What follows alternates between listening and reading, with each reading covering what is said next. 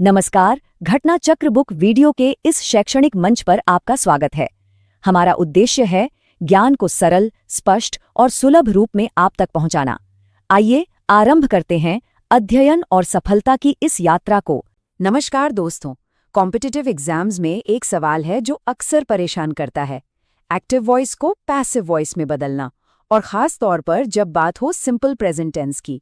लेकिन फिक्र की कोई बात नहीं, आज हम इसका सीक्रेट कोड क्रैक करने वाले हैं ताकि ये सवाल हम सबके लिए एक बोनस पॉइंट बन जाए। देखिए, सिर्फ रूल्स रटने से तो काम नहीं बनता है ना, तो क्यों ना हम सीधे मैदान में उतरें। चलिए एक असली परीक्षा के सवाल से ही इस चैलेंज की शुरुआत करते हैं। सवाल है, the teacher teaches the students. इसका सही पैसिव वॉइस क्या होगा? ये 4 ऑप्शंस हैं। एक पल के लिए सोचिए, क्या लगता है कौन सा जवाब सही हो सकता है? मन में जो भी जवाब आया है उसे याद रखिएगा, हम इस पर लौटेंगे, पर पहले इसके पीछे का लॉजिक समझना बहुत जरूरी है। ठीक है, तो इस सवाल को हमेशा सही करने का राज पता है कहाँ छिपा है? एक्टिव और पैसिव वॉइस के फर्क को समझने में। और डरने की कोई बात नहीं, ये बस कहानी सुनाने के 2 अलग-अलग अंदाज है। सिंपल। देखिए कितना सिंपल है ये। एक्टिव वॉइस में हीरो होता है कर्ता, मतलब काम करने वाला। जैसे शिक्षक पढ़ाते हैं, सारी लाइमलाइट शिक्षक पर है। लेकिन पैसिव वॉइस में हीरो बदल जाता है, वहां हीरो होती है क्रिया, यानी जो काम हो रहा है। जैसे छात्रों को पढ़ाया जाता है, अब फोकस पढ़ाने पर है, कर्ता पर नहीं। समझे, बस फोकस का शिफ्ट है।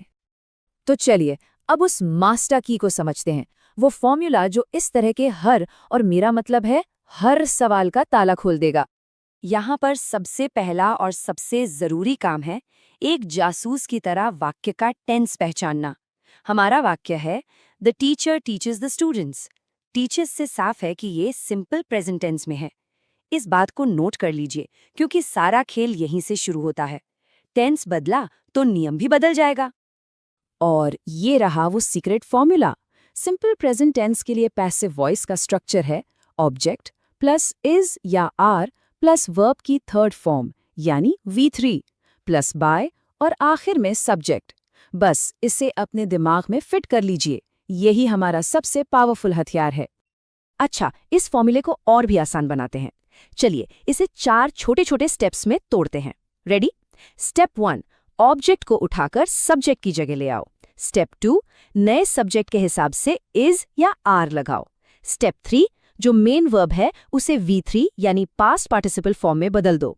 और स्टेप 4, आखिरी स्टेप, बाय लगाकर पुराने सब्जेक्ट को सबसे एंड में लिख दो। बस हो गया काम।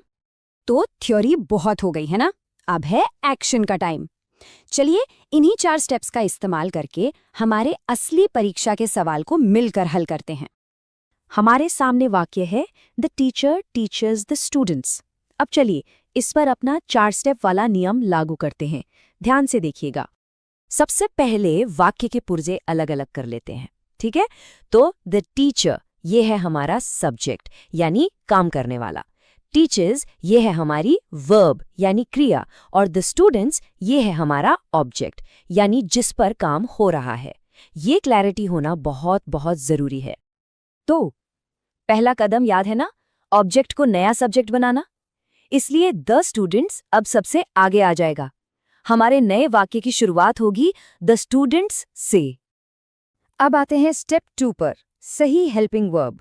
क्योंकि हमारा नया सब्जेक्ट स्टूडेंट्स प्लूरल है यानी बहुवचन, तो हम आर का इस्तेमाल करेंगे। तो वाक्य अब हो गया, द स्टूडेंट्स आर। हाँ, ये याद रखना जरूरी है कि अगर सब्जेक्ट सिर्फ स्टूडेंट होता, सिंगुलर, तो हम इज लगाते। ओके, अब बारी है स्टेप नंबर 3 की, क्रिया का रूप बदलना। हमारी क्रिया है टीचर्स, इसका तीसरा रूप या पास्ट पार्टिसिपल क्या होता है? टॉट। बिल्कुल सही। तो अब हमारा वाक्य यहां तक पहुंच गया है, द स्टूडेंट्स आर टॉट। और ये रहा फाइनल टच, स्टेप 4। बस बाय लगाकर असली सब्जेक्ट को अंत में जोड़ दीजिए, और ये लीजिए हमारा पूरा वाक्य तैयार है, the students are taught by the teacher. देखा कितना आसान था। आप जरा ऑप्शंस को देखिए, याद है शुरू में जो ऑप्शंस थे? हमारा बनाया हुआ वाक्य विकल्प ए से एकदम परफेक्टली मैच करता है। तो सही जवाब मिल गया। The students are taught by the teacher. जब इसे स्टेप बाय स्टेप तोड़ा तो ये कितना आसान हो गया, है ना? तो चलिए इस पूरी प्रक्रिया को एक क्विक चेकलिस्ट में समेट लेते हैं ताकि ये हमेशा याद रहे। नंबर 1, हमेशा वाक्य का टेंस पहचानिए। नंबर 2, उसे सब्जेक्ट, वर्ब और ऑब्जेक्ट में तोड़िए। नंबर 3, हमारा फॉर्मूला लगाइए, object plus is am are plus V3 plus by plus subject. और नंबर 4, सबसे ज़रूरी, हेल्पिंग वर्ब इज या आर हमेशा नए सब्जेक्ट के हिसाब से चुनिए। ये 4 बातें याद रहीं तो गलती का चांस ही नहीं है। तो अब ये नियम सिर्फ एक किताबी ज्ञान नहीं बल्कि हम सबके दिमाग का एक टूल बन चुका है।